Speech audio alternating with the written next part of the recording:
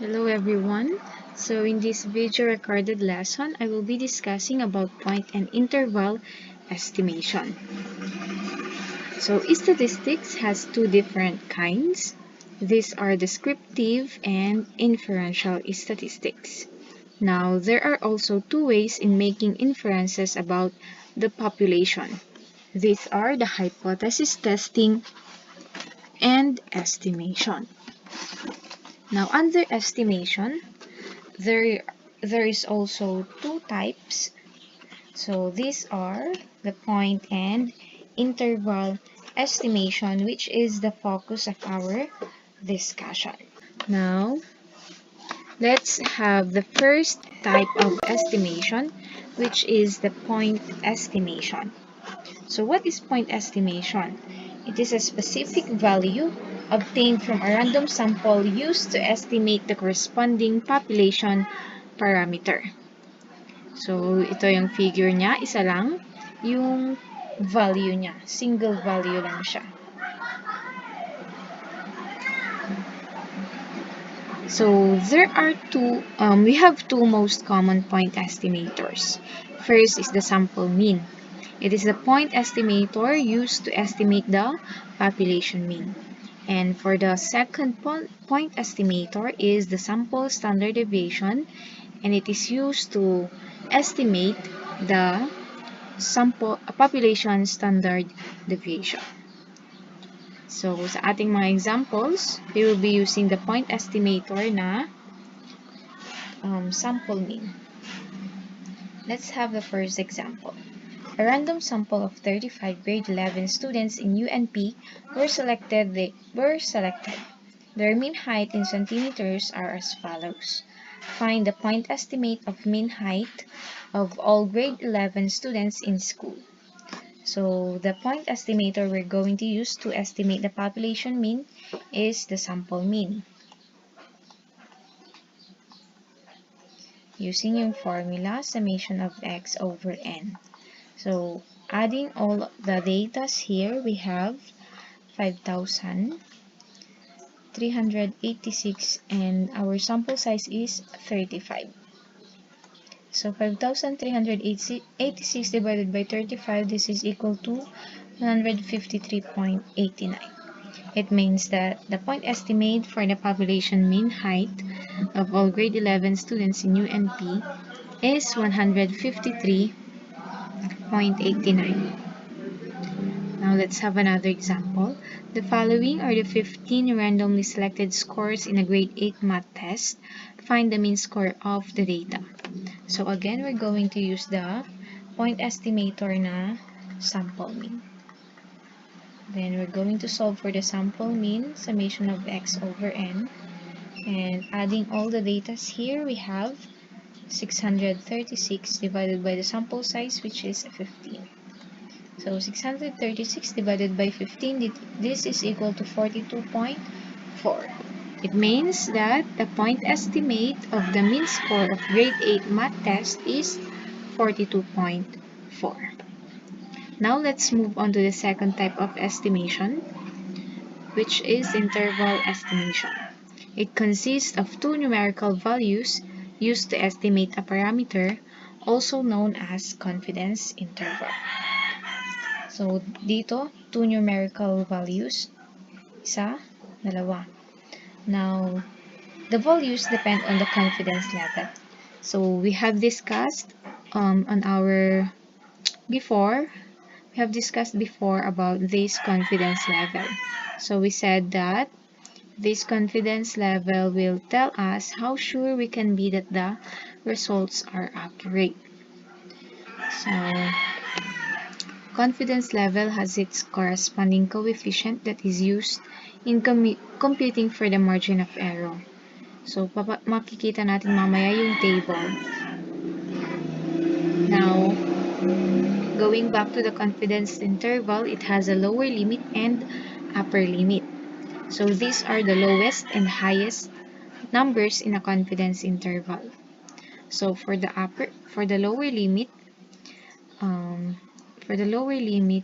is the value at the endpoint, at the left endpoint of the interval. So, nandito yung left, then ito yung lower limit. And sa upper limit, it is the value at the right end point of the interval. So, nandito yung right, then therefore it is the upper limit. Now, how do we express the confidence interval? We write it in the form, population mean or yung mu is greater than the lower limit but less than the upper limit, or close and open and close parentheses, lower limit, comma, upper limit. Now, how do we solve for the lower limit and upper limit? For the lower limit, it is the sample mean minus C sub alpha over 2, or this is the confidence coefficient, times sigma over square root of n. Then for the upper limit, we have sample mean plus confidence coefficient times sigma over square root of n. So this formula here, or this one, they are the same, is used to obtain the margin of error. So what is margin of error? It is the range of values below and above the given statistics given by the formula E is equal to confidence coefficient times sigma over square root of n. So yung formula ng margin of error is used in the formula in getting the lower limit and the upper limit. So it is possible that we can write the confidence interval in other form, which is sample mean minus E and sample mean plus A. Next is the length of confidence interval. How can we solve for the length of the confidence interval? So, ang kailangan lang natin gawin is to subtract the lower limit from the upper limit. So, length is equal to the upper limit minus lower limit. So, we denote upper limit as UL and lower limit as LL. Or we can also use length is equal to 2 times E, or yung E is the margin of error. Now, let's have a first example for the interval estimation. A new sci-fi book has just been released. Before deciding on a price for this textbook, the corporation wants to know the market average. The company's research staff gathered price data on 36 comparable textbooks. This data gave a sample mean price of 856 pesos and 43 centavos. The standard deviation of all textbook prices is reported to be 54 pesos and 67 centavos. For letter A, construct a 90% confidence interval for the mean price of all such sci-fi books. So first is to identify the given. So we have the sample mean, which is 856 pesos and 43 centavos. The standard deviation, 54 pesos 67 centavos. Sample size is 36 and confidence level is 90%. Now for the second step, we're going to solve for the standard error. So yung standard error when the population standard deviation is known is sigma over square root of n. So sigma or standard deviation is 54.67 divided by the square root of n, 36, square root of 36. So 54 pesos 0.67 centavos divided by square root of 36. This is equal to 9.1117. So we go for the standard error. Let's round off our answer into 4 decimal places. Now for the third step is to identify the confidence coefficient if we have a 90% confidence level. So we have 90% confidence level. So yung confidence coefficient natin is 1.645. So we have 1.645.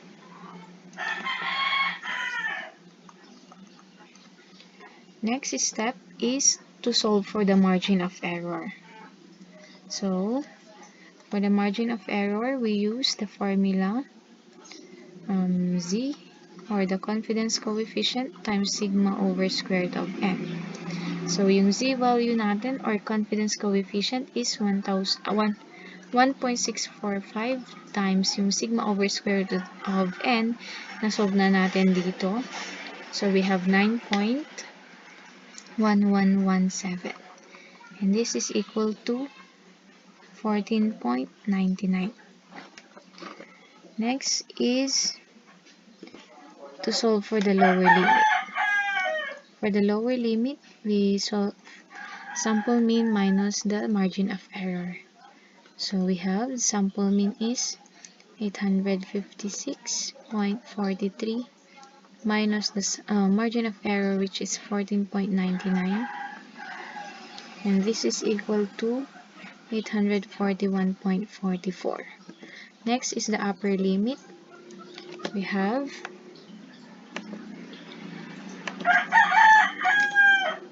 for the upper limit, we have the sample mean plus the margin of error. So for the sample mean, we have 856.43 plus the margin of error 14.99, and this is equal to 871.42. Therefore, the confidence interval is that the population mean is greater than 841 pesos and 44 centavos, but less than 871 pesos point 42 centavos. Or, open and close parentheses, 841 pesos and 44 centavos, comma, 871 pesos and 42 centavos.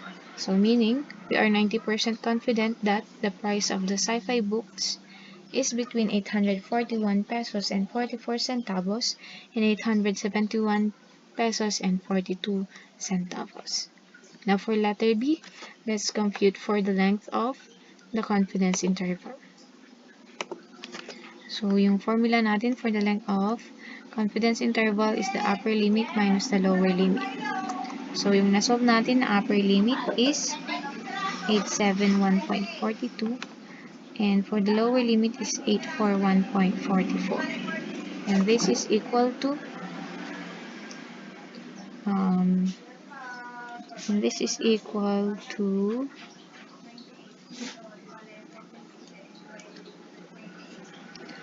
29 pesos and 98 centavos. Using the other formula, 2 times E, we have 2 times the margin of error kanina is 14.99. This is also equal to 29.98. 29.98.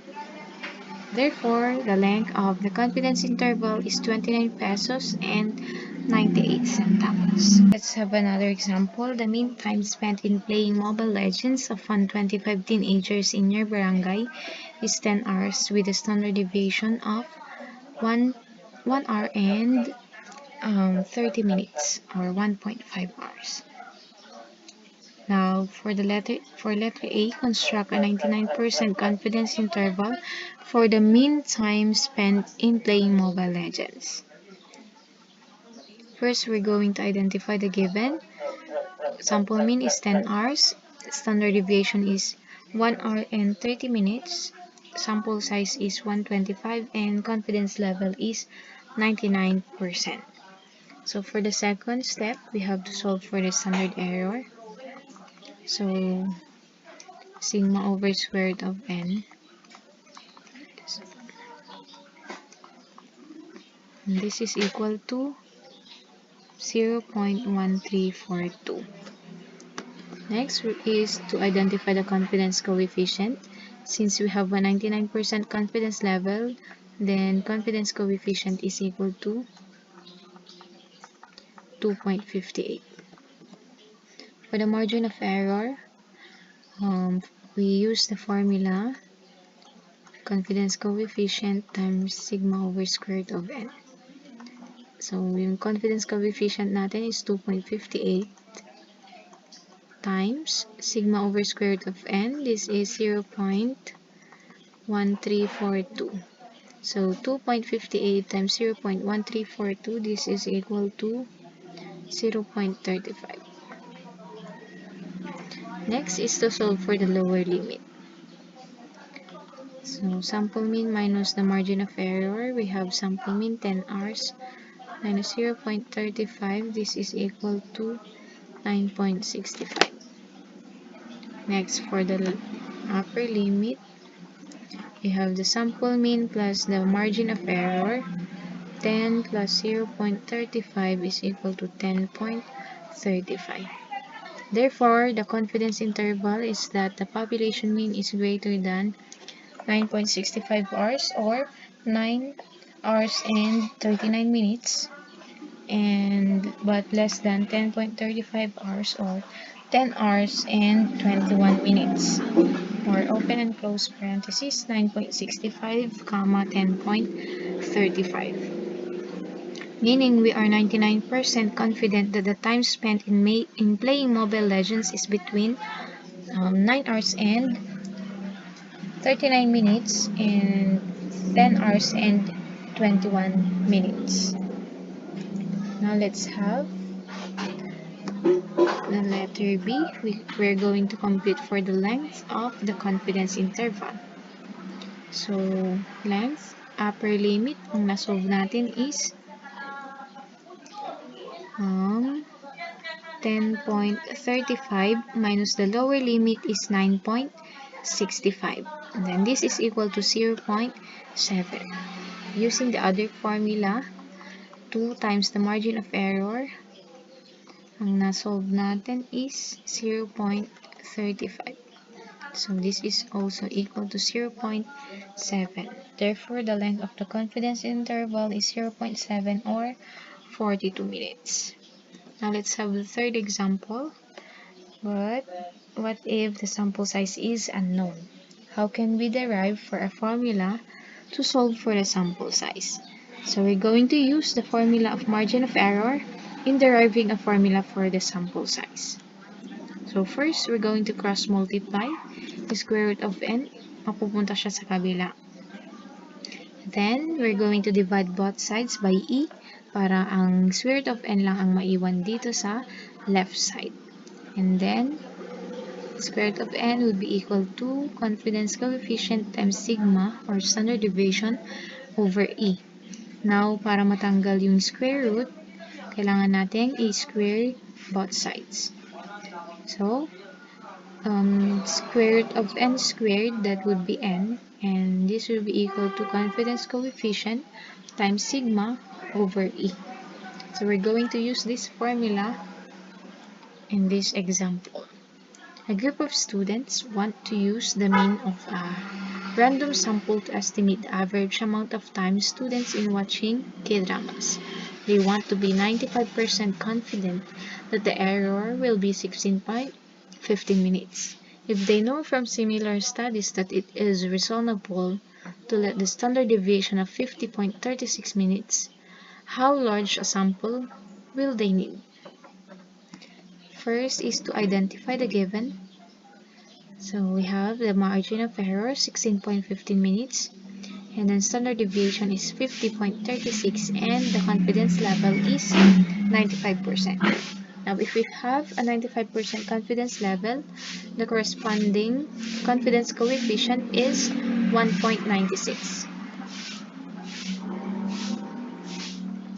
Now we are ready to solve for the sample size. Using this formula, kailangan lang nating mag-substitute. So, yung confidence coefficient natin is 1.96 times the standard deviation is 50.36 divided by the square, the e, or margin of error is 16.15. Then, computing this is equal to 37.35 or 38. So, in order for the researcher to be 95% confident that the error will be 16.15, they need a sample size of 38. So, bakit 38? Bakit hindi 37? Kasi yung 0.35 is still part of the population. So, i-round off natin. That's it. I hope you learned something in this video.